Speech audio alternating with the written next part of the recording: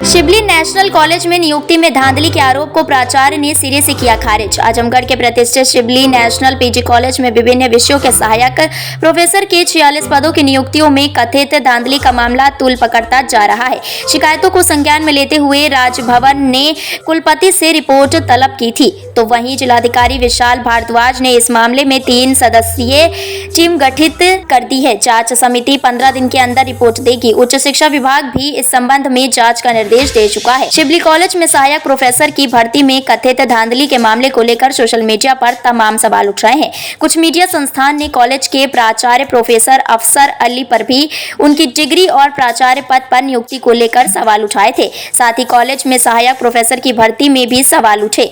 अपने ऊपर लगे आरोपों और कॉलेज में सहायक प्रोफेसर की भर्ती को लेकर प्राचार्य प्रोफेसर अफसर अली सामने आए और उन्होंने प्रेस वार्ता करके सभी आरोपों को सिरे से खारिज किया। आजमगढ़ से मोहम्मद उबैद खान की खास रिपोर्ट। हाँ, देखिए, ये मैं यहाँ पे हूँ तो इसका मतलब मेरे भाई का चयन नहीं होगा, मेरे रिश्तेदार का चयन नहीं होगा। सवाल ये है कि आप देखिए किस परिस्थितियों में चयन हुआ, वो मानक पूरा है कि नहीं है, योग है कि नहीं है। और इसमें जैसे मेरे भाई का चयन हुआ है तो सबसे बड़ी बात है ये सब क्या है, ये अटेंडेंस। वो यहाँ पे 6 साल से पढ़ा रहे हैं और जब हम ये देख रहे हैं कि भाई जो पढ़ा रहा है, उस वक्त हम प्रिंसिपल भी नहीं थे, हम तो 2 साल से प्रिंसिपल हैं, 6 साल से वो पढ़ा रहे हैं, तो जो उनको रखा था उनकी योग्यता देख के रखा होगा ना।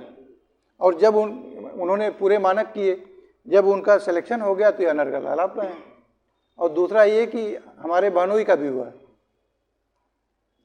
जियोग्राफी में, हमसे तो बनती नहीं उनकी, लेकिन बहनोई है, ये तो नकार नहीं सकते।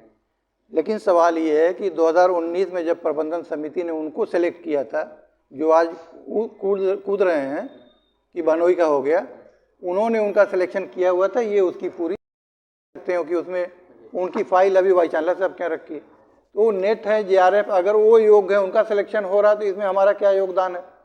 और दूसरी बात ये कि इन दोनों सिलेक्शन कमेटियों में हम तो बैठे भी नहीं, ना उनके पेपर को हमने देखा।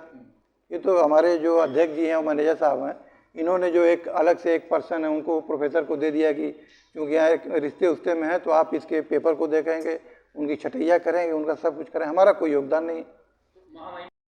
महामहिम ने, देखिए, आप किसी को पेपर देंगे, नियुक्ति बहुत बड़ी प्रक्रिया होती है और मैं तो उत्तर प्रदेश शासन का धन्यवाद देता हूँ कि हमें अनुमति दी गई अपॉइंटमेंट करने के लिए, क्योंकि उनकी रोजगार परक योजनाओं के तहत दी गई। तो जब हम उनके मानक के हिसाब से कर रहे हैं और इतनी बड़ी नियुक्ति हो रही है तो जाहिर सी बात है कि सबके मन में उत्सुकता होगी, तरह तरह का उसमें संशय पैदा होगा। तो जो लिख करके जो दिए हैं अनर्गल, आखिर में वो जांच होगी, आख्या जाएगा, तथ्यों के हिसाब से जाएगा। जो जांच की उसके लिए पूरा सहयोग आप कर रहे हैं? अरे पूरा सहयोग करेंगे, जैसे कहेंगे हम, उसको कोई दिक्कत नहीं है। जो भी जांच आएगी, हम तो चाह रहे हैं कि एक बार ये जांच हो जाए ताकि दूध का दूध पानी का पानी हो जाए। जो उल्टा सीधा बोल रहे हैं वो सबका मुंह बंद हो जाए। तो आपका ये कहना है कि नियुक्तियों को लेकर विवाद है, ये खत्म हो जाए, पर्सनल अटैक न किया जाए किसी पे? नहीं, पर्सनल अटैक तो वैसे भी नहीं किसी को करना चाहिए। सब समाज में देखिए, वो बिना तथ्यों पे किया गया। हमारा तो ये मानना है कि अगर, देखिए, हमने कहा कि मीडिया की स्तंभ, पहले ही कहा, अगर हम, कोई इंसान भगवान नहीं होता, उससे गलती होती। अगर हमको आईना दिखाया जाएगा, है कि अभी कल एक वीडियो सर्कुलेट हो रही है जिसमें अनर्गल जो है आरोप लगाए जा रहे हैं और मैं उन सभी आरोपों का खंडन करता हूं और मेरे पास सब पत्रजात है। और सबसे बड़ी बात यह है कि हमने जो वीडियो चलाने वाले थे, वसीम साहब को भी बुलाया था और उन्होंने टाइम दिया था कि 2 बजे से 2:30 बजे के बीच में हम आ जाएंगे, अभी तक नहीं आए। और मैसेज ये अभी किया है कि हमको लेट हो जाएगा, हम आएंगे। अब कब आएंगे इसका पता नहीं। मेरा ये कहना था कि जब कोई वीडियो चलाई जाए, कोई आपके पास न्यूज़ आए, उत्सुकता होती है सब में, तो उसमें हमारा पक्ष रखा जाए, हमसे पूछा जाए क्या सत्य है क्या गलत है और हमसे साक्ष्य ले लिया जाए। तो जो समाज में एक भ्रामक जो हो जाती है, ये नहीं जाना चाहिए। दूसरी चीज़ ये कि उसमें हमारे 2 तरह से आरोप था। एक तो हमारे ऊपर पर्सनल था, जिसको मैंने अभी आप लोगों को दिखाया है। दूसरा मेरे प्रीवियस अपॉइंटमेंट में था, वो भी मैंने आपको दिखा दिया। तीसरा जो है, इस वक्त जो नियुक्तियां चल रही हैं उसके बारे में उनको बहुत सारी उसमें गलत सलत सूचनाएं दी गई। मेरा ये कहना है कि नियुक्तियां हो रही हैं और जिसको कुछ मालूम नहीं है, बाहरी लोग वो तरह तरह के एप्लीकेशन दे रहे हैं। मैं सिर्फ ये कहना चाह रहा हूँ कि अभी नियुक्ति का रिजल्ट बाहर आया नहीं और आप उसको जो है प्रोडक्ट का पता नहीं, आप जो अनर्गल आरोप लगा रहे हैं कि इनका ये है, इनसे अब जो भी हो सब आरोप तो यहाँ दोहराया नहीं जा सकता। और नियुक्ति के संबंध में मैं ज़्यादा कुछ नहीं कहूँगा क्योंकि उसमें जांच चल रही है। अभी दूध का दूध पानी का पानी हो जाएगा और अभी वो गोपनीय भी है, ठीक है ना। और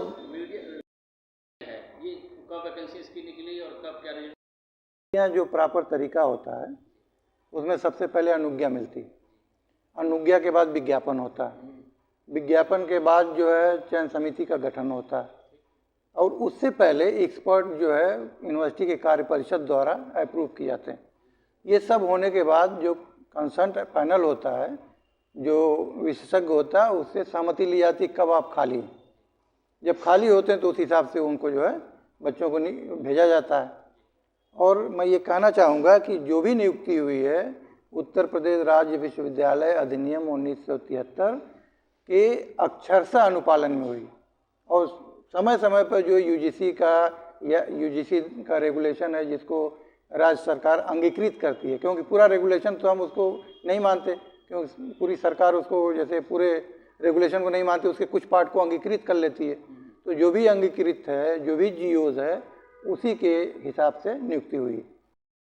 ये कि हम गलत न करें, आप झूठी खबर फैलाएं तो ये तो सभ्य समाज की निशानी नहीं है। नहीं मिल रही थी तो उस लैब में कैसे थे? तो मैं यहाँ पे देखिए दोनों लगाया हूँ, उस लैब के चेयरमैन हैं और उसके डिपार्टमेंट के और झटका तनी से हेयर से बना हुआ है, ये बगल से लाल